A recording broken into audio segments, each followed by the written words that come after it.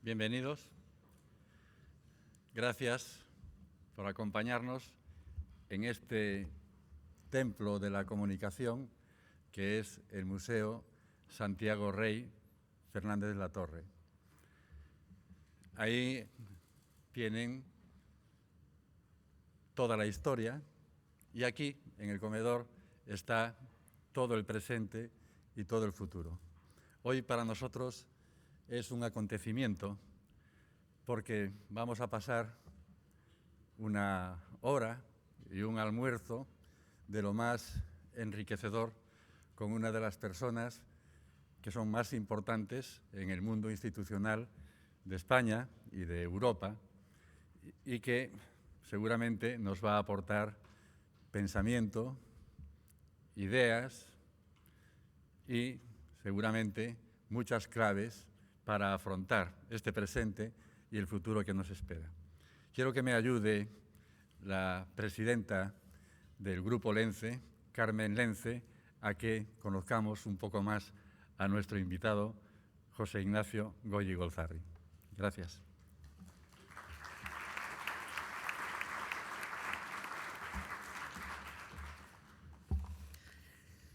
Queridos compañeros y compañeras empresarios, La Voz de Galicia y CaixaBank han tenido el acierto de organizar este encuentro para analizar las perspectivas de la economía y de la sociedad para el 2024. Son muchos los retos a los que nos enfrentamos y poder intercambiar ideas e inquietudes es siempre una gran oportunidad para aprender y para mejorar. Además, es siempre agradable encontrarse con caras conocidas y ponerle cara a otros nombres que no conocíamos antes. Mi padre siempre me decía, Carmen, no te preocupes, ocúpate. Y por eso soy partidaria de ver oportunidades en cada desafío que nos encontramos en el camino. Y los empresarios, la verdad es que llevamos unos años que tenemos un desafío tras otro. Tanto en la pandemia como la guerra, como la inestabilidad política, la crisis de materias primas. Y en Galicia, además, junto con el resto del noreste de España, nos enfrentamos a dificultades extras, como es el tema de unas infraestructuras más pobres, lo que ha hecho que se ha desarrollado económicamente mejor la zona, el triángulo entre Madrid, Málaga y Barcelona, atrayendo una buena parte de la población. Y esta migración es un riesgo para el noroeste de España, ya que ya el 28% de la población en nuestra región tiene más de 60 años. Con lo que a la falta de desarrollo de las infraestructuras, pues se une una mayor dificultad para encontrar talento, creando así una brecha competitiva más difícil de superar. Aún así, es innegable que nosotros, los celtas, somos luchadores. Y a pesar de todas las dificultades, hemos sido capaces de crecer por encima de la media de España. Según el INE, nuestra economía ha crecido un 26% en las últimas 2 décadas. Ninguna otra comunidad autónoma lo ha hecho a ese ritmo en los últimos 20 años, siendo un crecimiento 4 veces mayor que el resto del país. De hecho, somos la 6ª economía española atendiendo al Producto Interior Bruto. Y todo apunta a que seguiremos creciendo. Las exportaciones en Galicia han alcanzado su máximo histórico de enero a junio de este año, llegando a un valor superior a los 15.000 millones de euros. La creación de empresas ha subido en un 5% en lo que va de año 2023. Y las cifras nos animan a pensar que vamos a seguir en este camino. ¿Y por qué? Porque Galicia está llena de empresas excepcionales y de empresarios excepcionales. En Galicia tenemos unas 250.000 empresas que contribuyen al desarrollo económico de la región. Empresas grandes, pequeñas y medianas, que son motores de empleo y de desarrollo. Y si me lo permitís, pues me gustaría hacer una mención especial a las empresas familiares, porque al final somos el 92% del total de empresas asentadas en nuestra comunidad y aportamos el 85% de valor agregado bruto empresarial de Galicia, creando el 86% del empleo privado.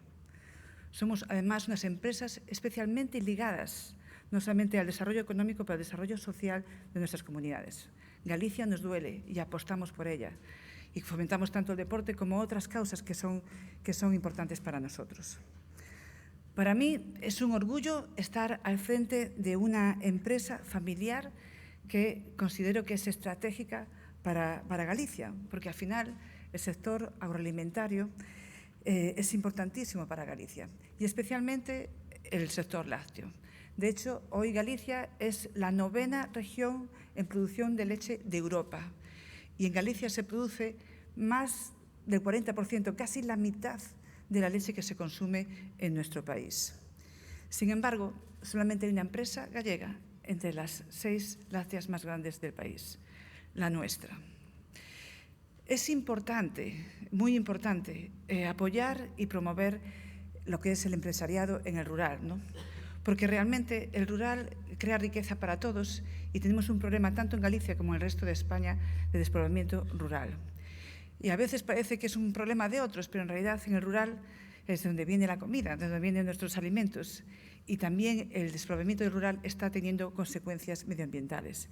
Entonces, aunque el problema del futuro rural pueda parecer el problema de unos pocos, en realidad el futuro del rural es el futuro de todos. No sé si tiene pensado hablar del rural el señor José Ignacio Goirigolzarri, mira que lo practiqué, presidente de CaixaBank, pero estoy segura de que nos dará claves interesantes del sector empresarial, del tejido económico y de lo que podemos esperar en este 2024, bueno, para el 2024. Nacido en Bilbao en el año 1954, licenciado en Ciencias Económicas y Empresariales por la Universidad Comercial de Deusto y en Finanzas y Planificación Estratégica por la Universidad de Leeds. Después de ingresar en el Banco Bilbao en el año 1994, pasó a formar parte del Comité de Dirección del BBV, siendo responsable de Banca Comercial de España y de las operaciones de Latinoamérica. En el 2021 fue nombrado consejero delegado del Grupo BBVA, cargo que desempeñó hasta octubre del 2009. En mayo de 2012 fue elegido presidente de Bankia, cargo que ocupó hasta el 2021, cuando se produjo la fusión con CaixaBank. Desde entonces es presidente de CaixaBank. Sin más dilación, cedo la palabra a don José Luis Vilela, director de La Voz de Galicia, que entrevistará a don José Ignacio Goirigolzarri. Muchísimas gracias a todos.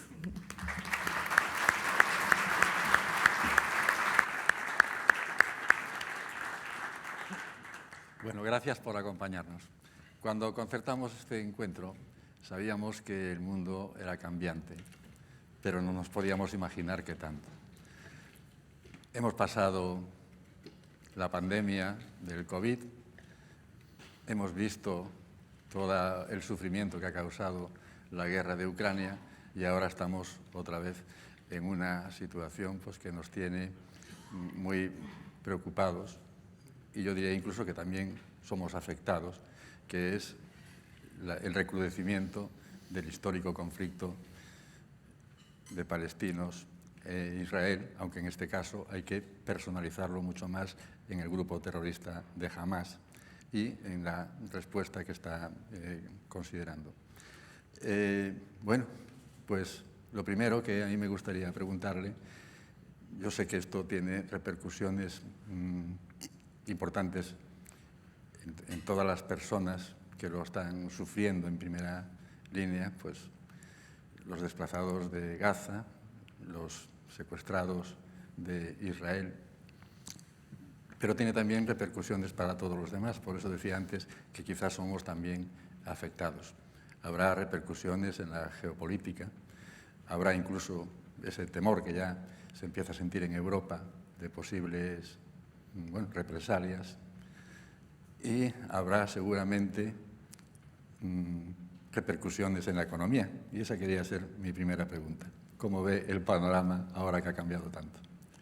Muy bien, pues muy buenos días. Digo días, normalmente yo suelo decir días antes de comer.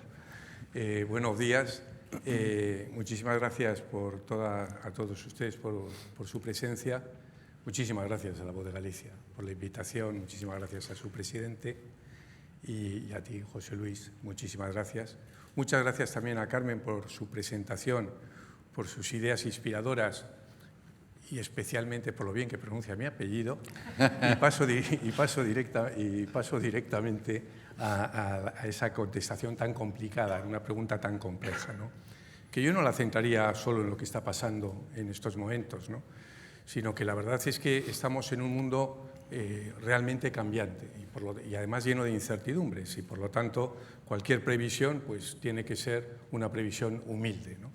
Pero por tomar un poco de perspectiva, que me parece que es relevante, y centrándome en el mundo económico para pasar luego al político, realmente llevamos unas cuantas décadas, yo diría que 2 o 3 décadas, que hay en la economía mundial.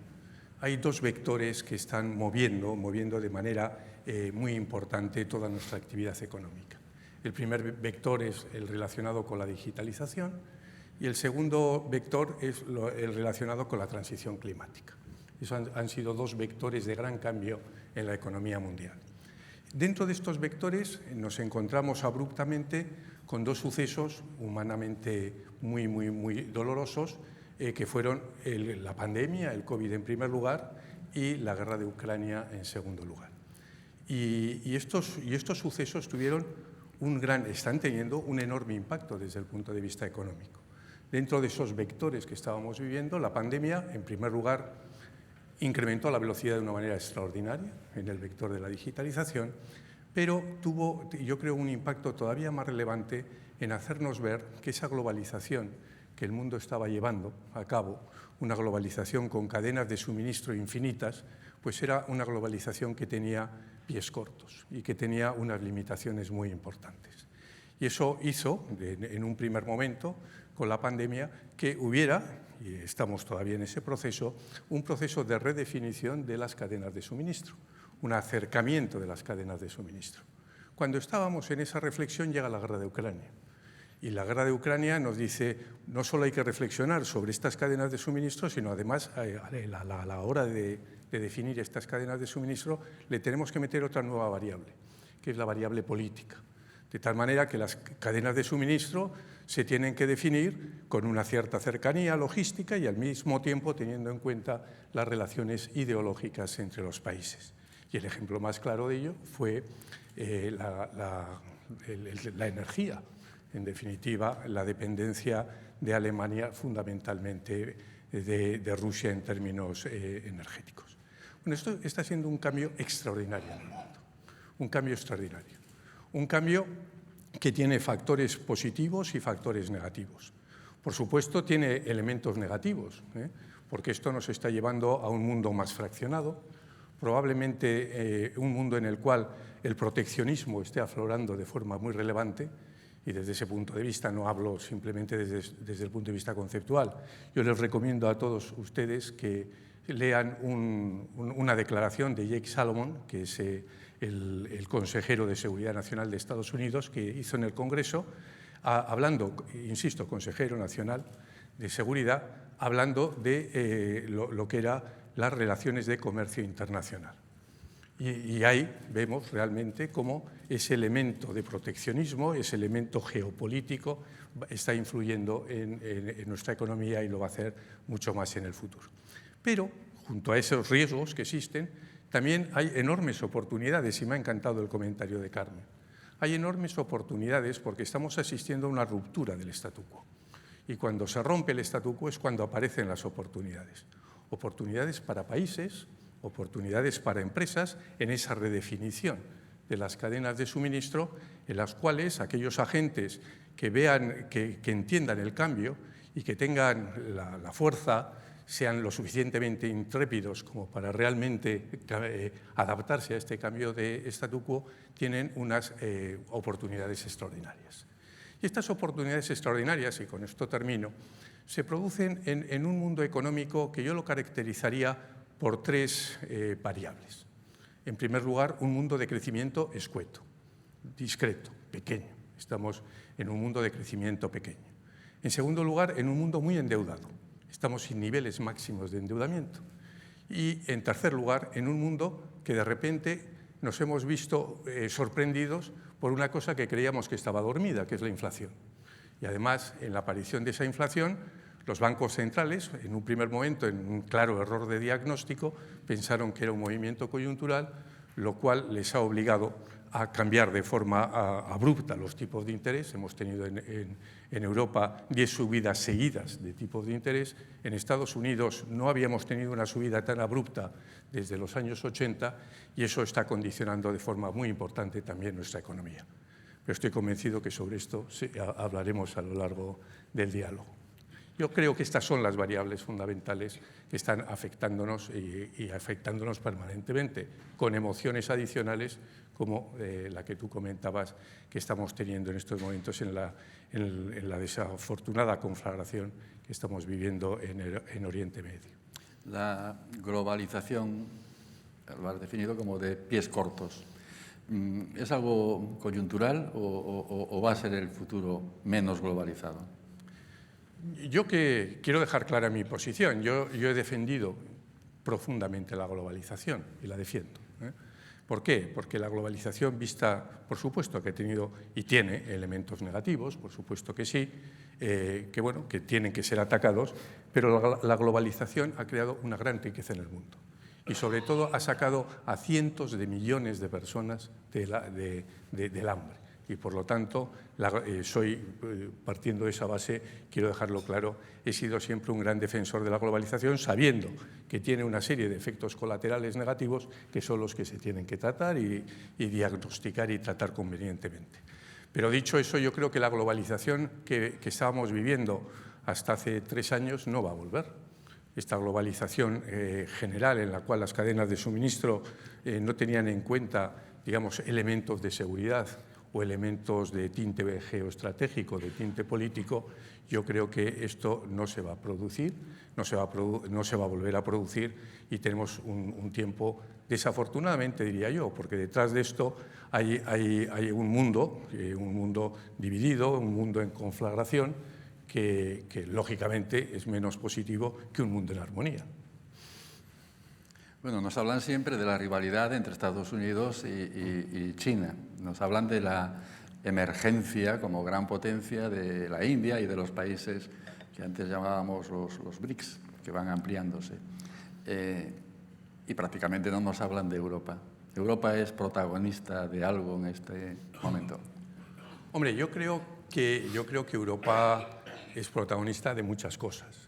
Yo creo que Europa, para empezar, es una potencia económica extraordinaria, aunque no nos lo creamos a veces, ¿no? Y además es una cuna de valores a los cuales yo le doy una extraordinaria importancia. Realmente, en estos movimientos que estábamos hablando, estos movimientos tectónicos que se están produciendo, Europa se ve extraordinariamente afectada, ¿no? Se ve extraordinariamente afectada desde el punto de vista político, por esta confrontación que tú decías entre China y Estados Unidos, que estás un poco en el medio, se ve profundamente afectada porque tenemos una guerra en Europa, que es la invasión rusa de Ucrania. Se ve afectada también desde el punto de vista económico, porque somos una sociedad, una economía muy abierta. Las exportaciones en Europa vienen a suponer como el 50% del PIB, que es el doble de lo que representan para Estados Unidos y, por lo tanto, tienes una gran dependencia del exterior. Pero también tengo que decir que, en mi opinión, en estos años que empezaron con la pandemia y siguieron con la invasión de Ucrania, yo personalmente creo que Europa está dando una respuesta magnífica. Respuesta magnífica desde varios puntos de vista. En primer lugar, dio una respuesta magnífica con la pandemia y tengamos una doble perspectiva. Por ejemplo, la gestión de las vacunas, pero más importante que eso, recordemos que Europa tomó una decisión que era impensable hace tan solo un par de años, que era mutualizar la deuda. Los fondos de Next Generation europeos, por supuesto, son muy importantes, pero yo le doy más importancia que al volumen de estos fondos al hecho de cómo se financian esos fondos. Por primera vez es una deuda emitida por Europa, es la primera mutualización de deuda y eso desde el punto de vista político tiene un impacto extraordinario.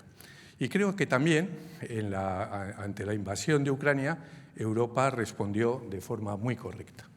en esta conflagración que estamos viviendo en Israel, en Gaza, estamos teniendo más nervios. Pero hasta ahora creo que Europa ha respondido muy bien. Y cuando digo que ha respondido muy bien, ¿qué quiero decir? Quiero decir que ha respondido unida, quiero decir que ha respondido creando más Europa ante los problemas que se suscitan. Es cierto que en estas reacciones yo creo que en Europa nos hemos hecho conscientes, de forma muy rápida además, en los últimos tiempos, de que necesitamos autonomías que no tenemos. Autonomías en muchos campos, pero a mí me gustaría circunscribirme a tres. Necesitamos autonomía en términos de seguridad. Es absolutamente fundamental y lo hemos vivido en estos momentos, en seguridad y defensa. Necesitamos mayor autonomía desde el punto de vista tecnológico y en tercer lugar, necesitamos muchísima mayor autonomía desde el punto de vista energético. Esos tres elementos yo creo que van a condicionar mucho la política europea en los próximos años. Por lo tanto, yo creo que la respuesta que hemos visto en Europa, como comentaba, es positiva, pero no quiero terminar de responder esta pregunta sin jugar con un dato que normalmente no solemos comentarlo, porque no es agradable, pero que me parece muy importante. Y es que en Europa somos realmente una sociedad privilegiada. Y cuando digo que somos una sociedad privilegiada, me gustaría daros tres datos. Los europeos significamos el 6% de la población mundial. Representamos el 15% del PIB mundial y representamos más del 40% del gasto social de la OCDE. Esta es una situación de gran desequilibrio muy favorable para los europeos y creo que es muy importante que luchemos y luchemos mucho para conseguir que esta situación se mantenga. Esto no va a ser fácil porque tenemos unos competidores extraordinarios y con mucho apetito y con mucha hambre que van a competir con nosotros. Pero a mí me parece fundamental que metamos el gen del crecimiento en Europa porque es la única manera de poder financiar el estado de bienestar del cual estamos todos tan orgullosos. Bueno, es impresionante los tres datos que ha dado. 6% de la población, 15% del PIB mundial y 40% del gasto social. Es uno de los grandes valores europeos, ¿no? Esa forma de... Y ha citado tres autonomías necesarias para Europa. La seguridad, que no sé si se refiere pues, también a la crisis de inmigración que vive Europa. La tecnológica, que supongo que es que aquello de lo que dependemos que no lo produzcan otros. Y la energética, en el momento en que estamos cambiando, haciendo la gran transición, en lo que también parece que no todos tenemos las ideas claras. Yo lo primero que querría preguntarle, lo dijo antes, que Europa está unida, que se llama Unión Europea, pero todos los días vemos en la información que se va produciendo que hay mucha división dentro de Europa, incluso con algunos países marcadamente, uno de ellos acaba de cambiar ahora en las elecciones, pero marcadamente contrarios a esa política común. ¿Qué le falta a Europa para ser realmente una confederación o una federación de países potentes, capaces de ganarse esas tres autonomías? Sí, cuando hablaba de seguridad desde el punto de vista no tanto de migración, que también, sino hablaba desde el punto de vista militar.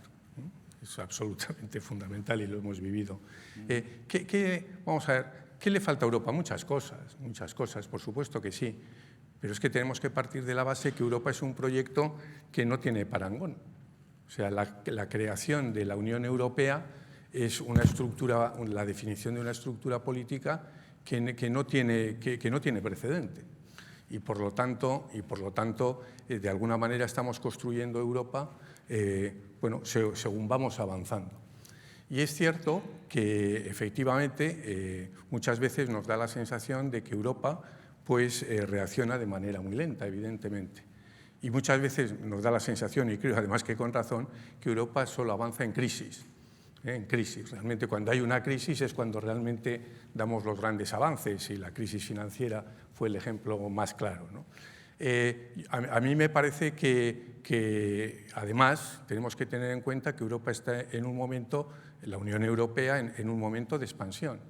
Creo que hay una voluntad política clara y evidente de incrementar el número de países, la incorporación de nuevos países a la Unión Europea. Y eso va a ser también un reto y nos va a obligar a repensar alguna serie de cuestiones. Nos va a obligar a repensar el concepto del presupuesto europeo, por ejemplo. Porque si se incorpora Ucrania, Ucrania es una potencia agrícola y lógicamente habrá que cambiar la política agraria común. Y creo que no somos conscientes de que el 30% del presupuesto europeo va dedicado a la agricultura y lógicamente esto habrá que cambiar. No tanto porque se reduzca el número de fondos que vayan a la agricultura, sino porque se tienen que ampliar otros. Cada autonomía que he estado comentando, que es necesaria, detrás de eso hay un presupuesto de inversión y hay un presupuesto de gastos necesario. La ampliación de Europa, además de tener estos efectos económicos, tiene efectos políticos, porque esta ampliación de Europa nos va a exigir pensar si la Comisión tiene que tener tantos miembros o tiene que tener menos miembros. Nos obliga a pensar en la estructura del Parlamento Europeo y nos tiene que obligar a pensar, que para mí es el elemento fundamental, cuáles son las estructuras de política de decisión en la Unión Europea. Yo creo que una de las cuestiones clave a la que Europa se tiene que plantear, incluso con el perímetro actual, pero creo que clarísimamente, y además tienes la excusa para hacerlo con un perímetro más ampliado, el elemento fundamental al que nos tenemos que enfrentar es al cambio de las normas de decisión, al cambio de las normas de mayoría, al cambio de la capacidad de vetos y de unanimidad. Y eso no es fácil, es difícil. Pero me parece que en esa situación de crisis en la cual avanzamos, a la que hacía referencia anteriormente, a mí me parece que ese va a ser un paso muy, muy relevante para una Europa más homogénea. La pregunta que nos hacemos todos, pensando en ese horizonte que decía von der Leyen del 2030, es si esa ampliación fortalecerá o debilitará a Europa. La única respuesta que le tenemos que dar es que fortalecerá. La diferencia entre debilitar y fortalecer está en el cómo. Si lo hacemos mal, debilitará; si lo hacemos bien, fortalecerá. Si empezamos el partido pensando que va a debilitar, pues mal. Vamos a empezar el partido pensando que va a fortalecer y, por lo tanto, pongamos todo el esfuerzo, toda la capacidad pedagógica y toda la capacidad de consenso en conseguir pues esos procedimientos que fortalezcan a Europa. Sin Europa, ningún país europeo tiene ningún futuro en el mundo. Si estamos hablando de que Europa se nos está quedando relativamente pequeña en esa conflagración entre China y Estados Unidos, pues pensemos lo que va a pintar Alemania, Francia, por no hablar de nosotros. Fuera de Europa no hay salvación, que decían los clásicos. Bueno, pues vamos a acercarnos un poco más a España. Acaban de revisarse las previsiones económicas mejores para este año, 2,4% de crecimiento, y más preocupantes para el siguiente, aunque sigue en crecimiento, 2%. No sé si los datos que maneja pintan un escenario positivo, regular o muy preocupante para el próximo año. No, vamos a ver, yo creo que todos, incluso los que estábamos más y éramos más optimistas, nos hemos visto sorprendidos por la evolución de los últimos trimestres de la economía española. Yo recuerdo cómo había gente que decía que después del verano del año pasado pues íbamos a entrar en una especie de caída del Imperio Romano, iba a caer el PIB y tal, que yo nunca he entendido por qué se decía eso, porque me parecía que no había ningún elemento objetivo para pensar en eso. Pero incluso a los que pensábamos así, creo que la evolución de la economía española en la segunda parte del año pasado y en la primera parte de este año nos está sorprendiendo positivamente. Nos está sorprendiendo positivamente la evolución del PIB, nos está sorprendiendo muy positivamente el comportamiento del mercado laboral. Cuando uno mira hacia el futuro y el futuro más cercano, hombre, es evidente que estamos en un proceso de desaceleración. Un proceso de desaceleración que y lo estamos viviendo y que lo vamos a vivir en los próximos trimestres. De hecho, desde nuestro punto de vista, nuestro servicio de estudios está pensando que de la misma manera el año 2023 vamos a crecer claramente por encima del 2%, como es un poco el consenso, 2,3, 2,4, estamos pensando que el próximo año nuestro PIB estará en el entorno de crecimiento del 1,4 o 1,5%. Hay un proceso de desaceleración, pero cuando uno ve estas cifras, a mí me parece que son cifras razonables, teniendo en cuenta el contexto y la evolución general que vivimos. Por lo tanto, creo hay una desaceleración, pero bueno, es una desaceleración razonable y no me parece que son números extraordinariamente preocupantes ni malos.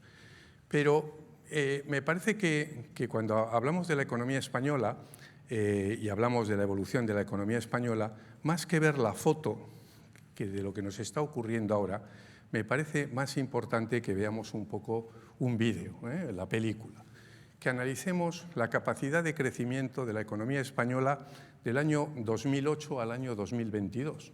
Digo, ¿por qué? Pues porque son, o 2007, son 15 años. Además, hemos tenido gobiernos de todo tipo y podemos hacer ese análisis. Y cuando uno hace ese análisis, la verdad es que la economía española tiene un diagnóstico claro de falta de crecimiento. Durante este periodo, la economía española ha crecido muy por debajo de la media europea. Es más, mientras que Europa, en este periodo, el PIB per cápita ha crecido el 44%, nosotros lo hemos hecho en un 18,2%. Esto significa que en el año 2008 nosotros teníamos un PIB per cápita un 10% inferior al de Europa y hoy tenemos un 17% inferior al de Europa. Y esto significa, en definitiva, que necesitamos crecer. Con independencia de lo que estemos viendo en el corto plazo, cuando uno ve con perspectiva la economía española necesita crecimiento, como lo necesita Europa, porque cuando nos estamos comparando con Europa no nos tenemos que olvidar que Europa está creciendo a niveles mucho más lentos que Estados Unidos. Y no quiero llenarles de números, pero sí me gustaría darles otro número. La renta per cápita europea era cuando se compara con la renta per cápita de Estados Unidos, la renta per cápita de Estados Unidos en 1990 era un 20% superior a la española, a la europea, perdón. Estados Unidos, Europa, un 20% en 1990. Hoy es un 50% superior la renta per cápita americana a la renta per cápita Europa. Y nosotros, dentro de Europa, estamos teniendo el comportamiento que antes he comentado. Por lo tanto, hablar de crecimiento a mí me parece absolutamente fundamental, porque el crecimiento es la manera de financiar el estado de bienestar al cual todos tanto cariño y tanto apego tenemos, y además por las buenas razones. Sobre esta idea del bajo crecimiento, le he oído decir que los problemas de la economía española son la baja productividad y el desequilibrio de las cuentas públicas. ¿Sigue pensando eso? Sí, yo suelo decir que las cuentas públicas es el mayor factor de vulnerabilidad y la productividad el mayor punto débil. La verdad es que las cuentas públicas, sí, lo sigo pensando, evidentemente. Además, tenemos una historia larga de tener unas cuentas públicas poco equilibradas. Pero hoy estamos en una situación en la que tenemos que ser conscientes. La deuda pública sobre PIB ha tenido un crecimiento extraordinario. Podemos justificar todo, pero ha tenido un crecimiento extraordinario. Estamos por encima del 110%. En los últimos 4 años, nuestra deuda pública se ha aumentado en 360.000 millones de euros. Tenemos un déficit estructural, que además no lo hemos mejorado en los últimos años, del 4%. Y esa es la situación que tenemos, esos son los datos. Y esos datos hacen que seamos tremendamente vulnerables ante cambios del apetito de mercado. Y además, cuando uno mira al futuro, dice, oye, esto nos lo tenemos que tomar muy en serio, no solo porque es bueno para nosotros, que por supuesto lo es, sino porque además hay otros condicionantes que tenemos que incorporar a la ecuación. El primero es que el próximo año, estamos ahora en las discusiones, no sé lo que saldrá, pero el próximo año el Pacto de Estabilidad Fiscal europeo va a entrar en funcionamiento y eso significa disciplina fiscal. En segundo lugar, antes lo comentaba al hablar de Europa, necesitamos invertir, gastar en temas de seguridad, en temas de cambio climático. Necesitamos, además, gastar en términos de gasto social en una población crecientemente envejecida. Y, en tercer lugar, hemos disfrutado de una situación absolutamente atípica desde el punto de vista histórico, que eran tipos de interés negativos o cercanos a cero. Hemos vivido una situación en la cual prestarle dinero al Tesoro, para prestarle dinero al Tesoro español tenías que poner dinero. Eso no se va a volver a producir y esto es otro elemento de tensión dentro de nuestras cuentas públicas. Por eso pienso, y además estoy convencido, no es un tema de corto plazo, pero sí pienso y lo creo firmemente, que necesitamos un plan creíble, y que nos lo creamos nosotros primero, que sea creíble, que tengamos voluntad de cumplirlo y que lo compartamos no solo con Europa, sino con el mercado. Y en cuanto a la productividad, efectivamente, cuando uno mira cuáles son los puntos débiles de la economía española, la verdad es que la economía española no necesita diagnósticos. Cada vez que oigo que hay que diagnosticar, oiga, no, la economía española está hiperdiagnosticada. Lo que tenemos que pasar es a la acción. Y ciertamente, si hay una variable que explica bien la situación de la economía española, es la de la productividad. Nosotros tenemos una productividad baja y además cuando miras, me da igual el periodo, los 20, los 10, los 5 últimos años, la evolución de nuestra productividad compara mal con cualquier otra referencia, como puede ser la Unión Europea. Y cuando hablamos de productividad hablamos de muchas cosas, pero al final el problema que tiene la productividad es que la mejora de la productividad es que no se soluciona con políticas de oferta, no se soluciona incrementando la demanda, sino que se soluciona con políticas de oferta. No se soluciona con políticas de demanda, sino que se soluciona con políticas de oferta.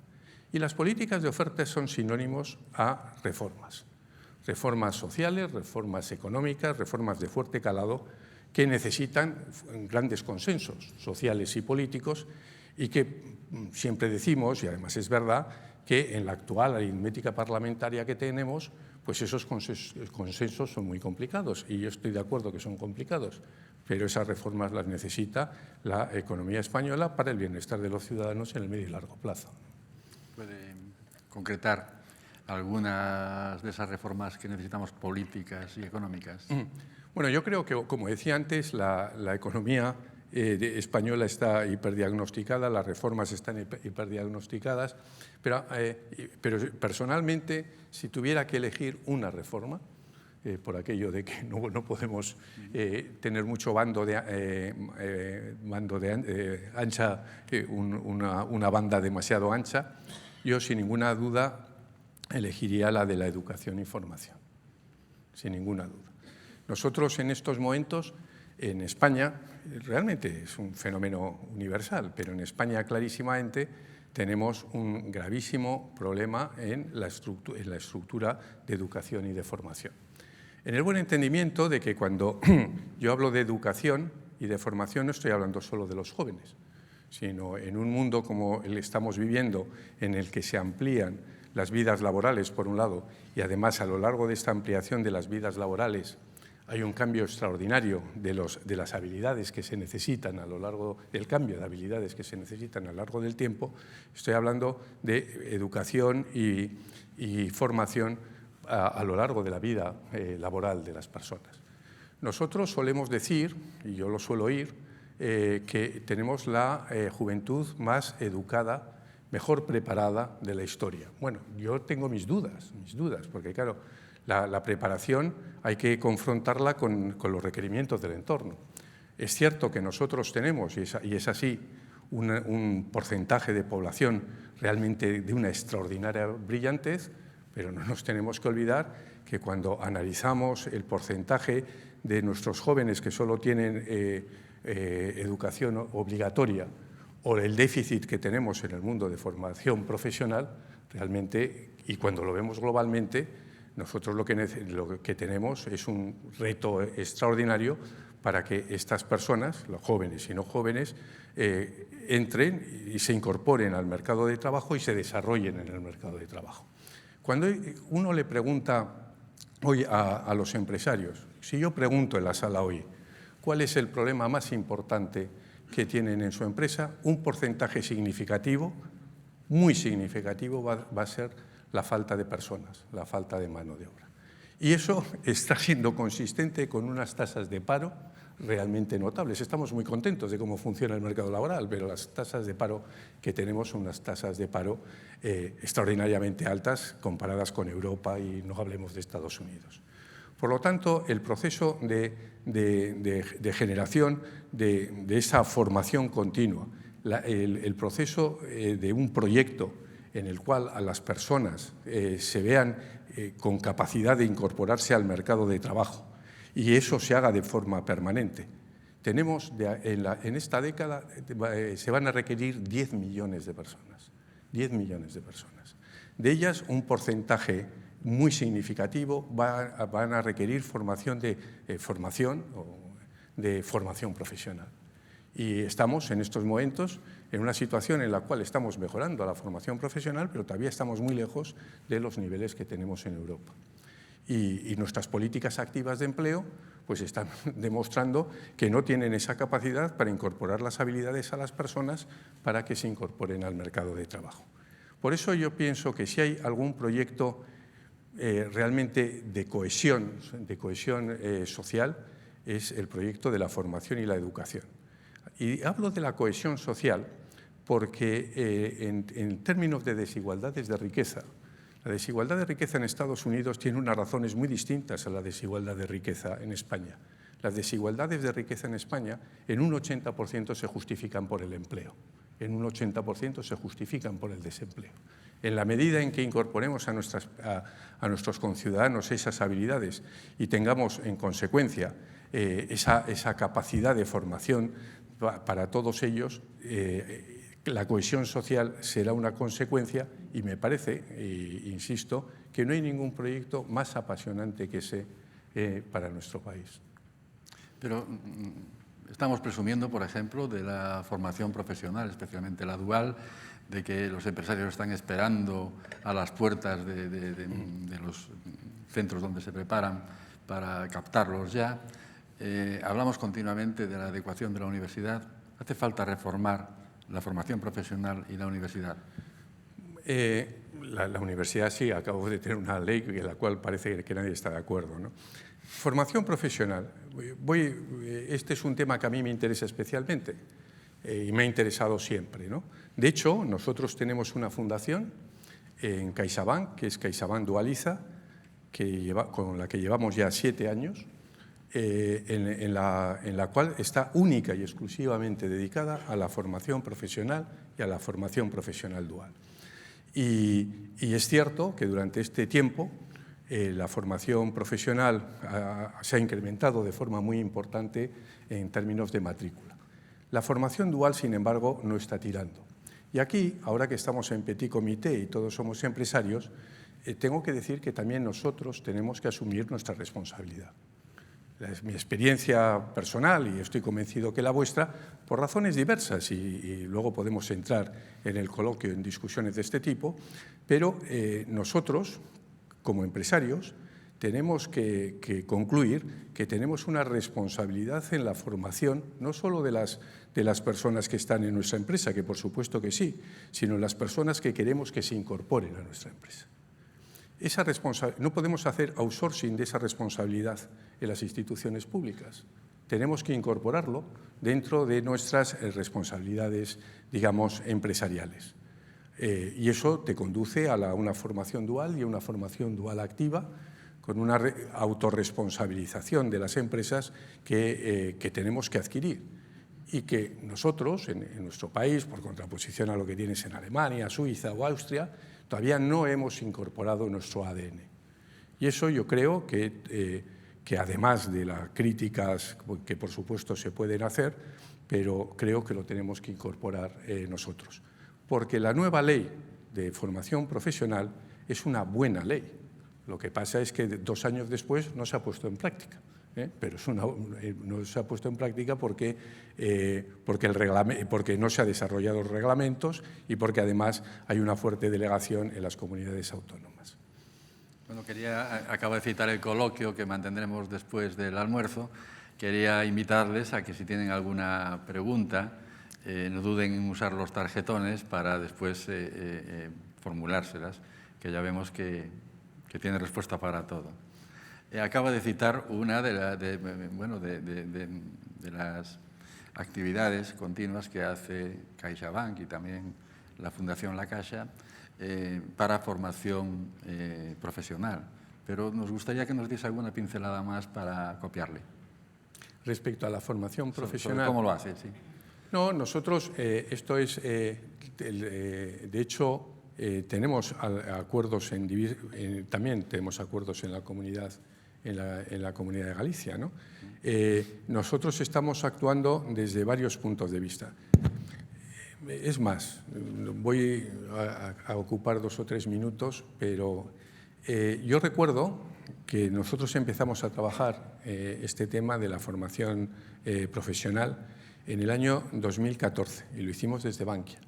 Que en la situación tan delicada que tenía Bankia, a pesar de eso decidimos, nuestra acción social tenía que ser muy corta, no teníamos dinero, lógicamente, y decidimos concentrarnos en la formación profesional.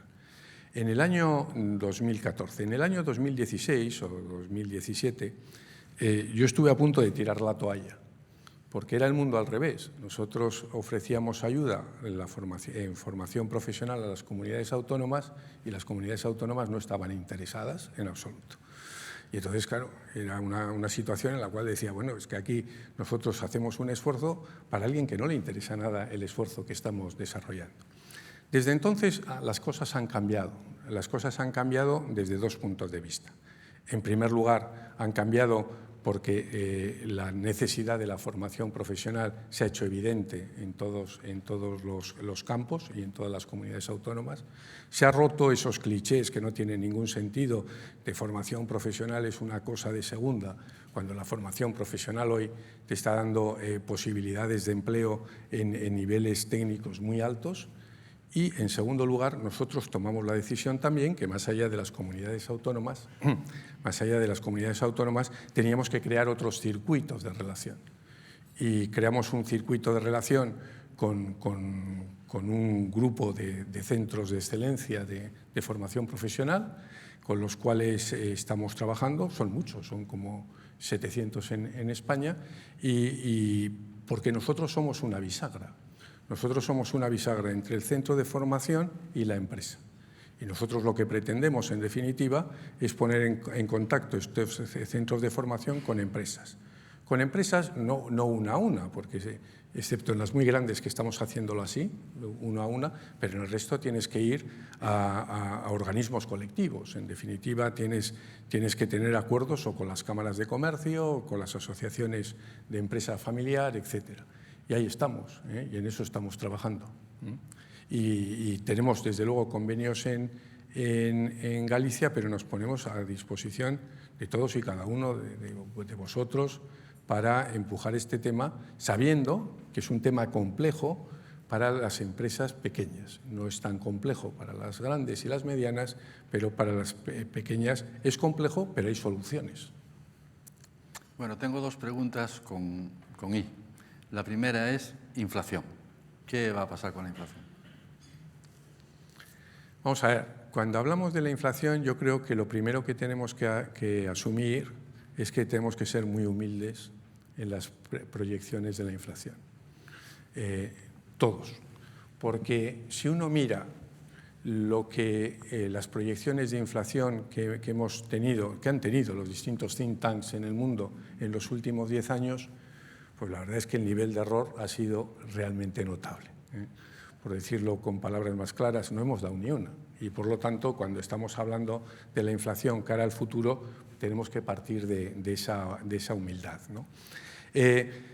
Partiendo de esa base, y partiendo de la base, como he comentado anteriormente, de que realmente los bancos centrales cometieron un error de diagnóstico cuando empezó la inflación a subir, pensando que era como consecuencia de la ruptura de las cadenas de suministros y que era un tema coyuntural y que hoy es estructural. Yo creo que la inflación realmente estamos en una situación en la que, aunque todas las proyecciones es que vamos a acercar los niveles de inflación al 2% para el año 2025, a mí me gustaría dejar claro que esto no es sencillo. Esto no es sencillo. Es decir, cuando hablamos de la inflación, además tenemos que hablar de la inflación subyacente, no tanto la inflación que se recogen en los periódicos como la inflación subyacente, es decir, la que quita los alimentos y la energía, porque eso es en lo que se fija realmente los bancos centrales, tanto la FED como el Banco Central Europeo. Y hoy la inflación subyacente la tenemos en los entornos del 5,5%. En Europa y en España, que está muy parecida, así como hay diferencias en la otra inflación. Bueno, y el objetivo es llevar esa inflación al 2%. Y yo creo que se va a conseguir, pero creo que no va a ser sencillo. A mí me parece que, aunque las previsiones que tiene nuestro servicio de estudios es que llegaremos a ese nivel, y el mercado está pensando eso. El mercado, cuando le preguntas al mercado qué nivel de inflación vamos a tener el año 2025, 2026, te lo sitúa en el 2%. Y seguro el mercado y nuestro servicio de estudios sabe mucho más que yo. Pero yo lo que sí quiero insistir en que eso no va a ser sencillo. No va a ser sencillo porque realmente hay una serie de elementos, sobre todo si tenemos en cuenta los elementos geoestratégicos, el petróleo, etcétera. Si tenemos en cuenta los elementos de segunda ronda, los crecimientos de salarios, que por cierto, en España los agentes sociales están siendo extraordinariamente responsables, pero en otras partes de Europa no está siendo exactamente así. Yo creo que el alcanzar el 2% lo alcanzaremos, pero digamos, la inflación es una variable que va a ser complicada. Por lo tanto, yo no pensaría que vamos a tener unas caídas de inflación extraordinarias en los 12 próximos meses. Creo que esto va a llevar su tiempo. Bueno, y el petróleo estaba a $91 y pico. Y yo recuerdo aquellos tiempos en que se decía, cuando el petróleo pase de 45 euros, gran crisis. Nos vamos a poner seguramente en poco tiempo en los $100. Y por otra parte veo que el Gobierno no hace más que presumir, supongo que con los datos de Eurostat en la mano, de que España es la que mejor se comporta en la inflación en Europa.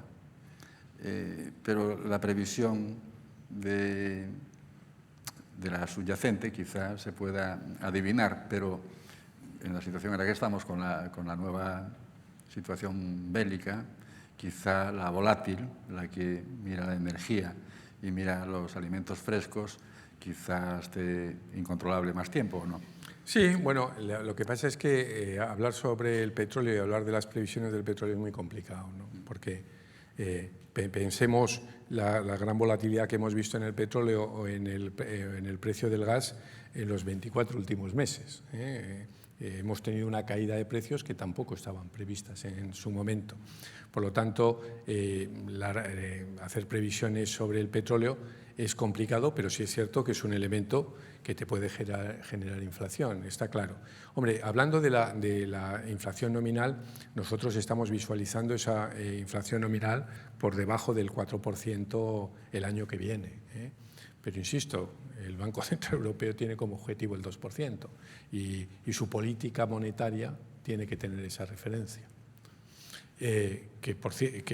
Dicho eso, yo defiendo la política del Banco Central Europeo, es decir, que yo creo que el Banco Central Europeo está en una situación que quiere estabilizar la inflación. A eso le está dando la mayor prioridad y yo creo que tiene razón. Una situación de inflación a muchos se les ha olvidado, pero la vivimos hace muchos años y es el factor más negativo desde el punto de vista económico y desde el punto de vista social y por lo tanto fijar la inflación es muy importante. Y a la hora de fijar la inflación, un elemento fundamental es la política monetaria. Es decir, lo que el Banco Central Europeo y la FED tienen que lanzar el mensaje claro de que están dispuestos a luchar contra la inflación. Y ese mensaje tiene que ser muy claro para que los agentes pensemos que eso va a ser así, la inflación va a bajar. Yo suelo decir, y los macroeconomistas cada vez que me oyen me critican muchísimo, porque además con razón, que, hombre, por supuesto que la inflación es un fenómeno monetario, pero la inflación es un fenómeno psicológico, de anclaje de expectativas, como dicen los economistas, pero psicológico.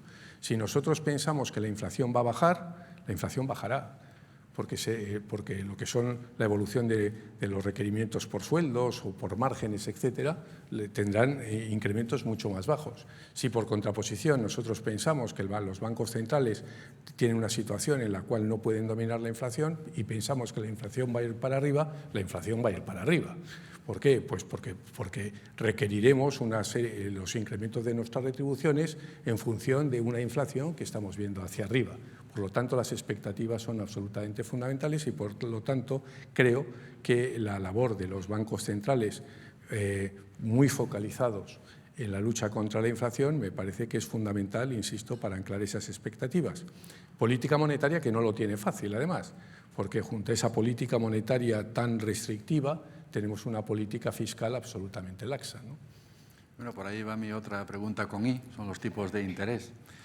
Primero, ¿qué le parece la política que ha seguido el Banco Central Europeo? Y segundo, ¿qué perspectiva hay para los tipos de interés? Como he comentado anteriormente, yo creo que la política del Banco Central Europeo, más allá del diagnóstico primero, a mí me parece que está siendo razonablemente adecuada. Hasta ahora está siendo adecuada. Y pensando en el futuro, realmente cuál es la política del Banco Central Europeo respecto a los tipos de interés. En términos futbolísticos, tendríamos que decir que la política del Banco Central Europeo está siendo una política cholista, del Cholo Simeone, partido a partido, porque lo que están diciendo es que en función de los datos tomarán las decisiones en cada una de las reuniones que se establezcan, lo cual me parece prudente. Y lo cual, ¿por qué? Pues porque desde la humildad en la que hemos hablado al principio, teniendo en cuenta los movimientos geoestratégicos que se están produciendo, teniendo en cuenta algunas incógnitas que tenemos sobre cuánto tiempo tarda la política monetaria en afectar realmente a la economía, es lógico que las medidas se tomen en función de los datos, y a mí eso me parece sensato. Dicho eso, y con todas las interrogantes que se pueden poner, hombre, ¿qué está pensando el mercado? ¿No? Y que por otra parte coincide bastante con lo que yo pienso. El mercado lo que está pensando es que en Europa pues los tipos de interés ya están en máximos, ¿no? Hombre, puede subir 0,25, ¿no? Pero básicamente están en máximos, ¿no? Yo creo que ese es un sentimiento general, de no ser que pase algo extraño, ¿no? Pero por contraposición, el mercado piensa que esa dificultad de arrastrar la inflación hacia el 2% va a generar el hecho de que estén a unos niveles similares a los actuales durante bastante tiempo. Si traducimos esto en tipos de interés que más nos afectan a nosotros, porque hablar del tipo de repo, etcétera, del Banco Central Europeo no lo entiende nadie, si lo traducimos esto a los Euribors a 12 meses, por entendernos, el mercado lo que está pensando es que hoy el Euribor a 12 meses está en los entornos del 4% y que que flexionarán algo, pero que vamos a tener tipos del Euribor a 12 meses por encima del 3%, algo por encima del 3%, por lo menos hasta el año 2025. 3% que en todo caso serían en términos reales, es decir, quitando la inflación, tipos de interés muy bajos. Antes de que se nos acabe el tiempo, que ya estamos cumpliéndolo, me gustaría preguntarle cuáles son los retos del sector financiero, pero partiendo de que me parece que uno de sus retos inmediatos no es remunerar los depósitos. Lo ha hecho CaixaBank con una oferta del 2% y prácticamente nadie le ha seguido. ¿Por qué son tan reticentes las entidades financieras? No, vamos a ver, a mí no me gusta hablar de las entidades financieras, puedo hablar de nosotros, ¿no? Vamos a ver, en el mercado, aquí hay que diferenciar dos mercados, ¿no?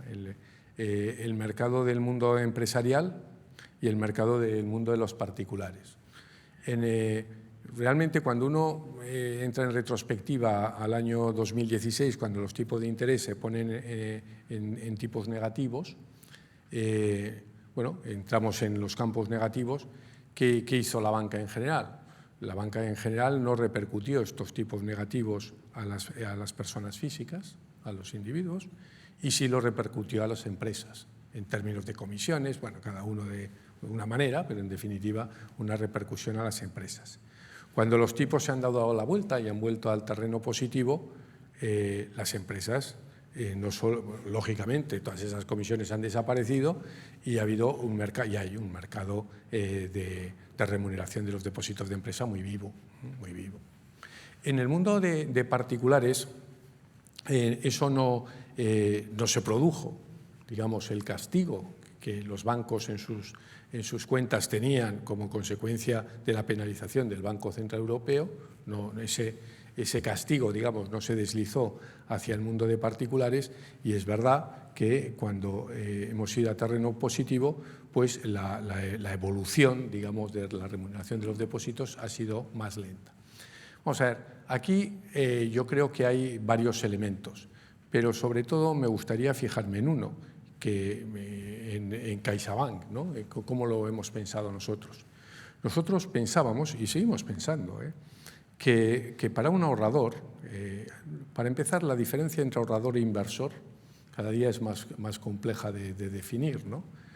Tengamos en cuenta que desde el año 2016, cuando los tipos estaban negativos y los depósitos daban cero, los bancos, CaixaBank, lo que hizo fue un esfuerzo extraordinario de desarrollo de productos, tanto de fondos de inversión como de seguro ahorro, para que nuestros clientes tuvieran una rentabilidad, y la tuvieron. Entonces, muchos de nuestros clientes tomaron la decisión de pasar esos productos. De hecho, cuando uno mira el volumen de recursos que nosotros tenemos, el 40% de nuestros recursos están fuera de los depósitos. Están en fondos de inversión y están en seguros de ahorro, ¿no? Y, por lo tanto, por eso digo que esa diferencia entre el ahorrador y el inversor no es tan clara hoy en día como era hace una década. Pero, dicho eso, cuando empieza todo este movimiento de tipos, nosotros pensábamos y pensamos que el mejor consejo que le podemos dar a nuestros clientes, a ese cliente que tiene un ahorro y que tiene un ahorro a largo plazo, no es ponerlo en depósitos, sino es ponerlo en otro tipo de productos que le asegura, con un riesgo en algunos casos cero y en otros un riesgo razonable, te asegura una rentabilidad no del corto plazo, sino una rentabilidad constante a lo largo de los años. Mientras que el depósito lo que te está asegurando es un plazo muy corto. Y eso es lo que pensábamos y era nuestra mejor recomendación. Dicho eso, también llegamos a la conclusión que teníamos una serie de clientes que, bueno, a nosotros nos parecía que lo que tenían que hacer era otra cosa, pero hay una serie de clientes que realmente lo que quieren es mantenerlo en depósitos a plazo, y por eso hemos lanzado nuestra oferta. Una oferta que va lanzada y va focalizada hacia clientes vinculados con nosotros, con CaixaBank. Y esa es un poco nuestra filosofía, ¿no? Y eso es lo que estamos haciendo, en definitiva. Bueno, pues para terminar, apunto una frase suya. Para ser rentable, lo que un banco necesita es tener clientes encantados. Y me gustaría que nos explicase cómo. Se cierran oficinas, hay mucha gente con dificultad para relacionarse con el banco. ¿Cómo se consigue eso? Sí, bueno, por supuesto, para ser rentable, eso es predicable no solo de la banca, sino de cualquiera de las empresas que estamos aquí. Yo suelo repetir siempre que sin clientes no tendríamos sueldo, ni tendríamos trabajo, ni haríamos reuniones, y que los clientes son nuestro tesoro, ¿no? Y, por lo tanto, son los que justifican y legitiman nuestro proyecto y nuestro trabajo, ¿no? Nosotros desde CaixaBank tenemos una filosofía clara de relación con los clientes. Nosotros queremos mantener con los clientes unas relaciones a largo plazo.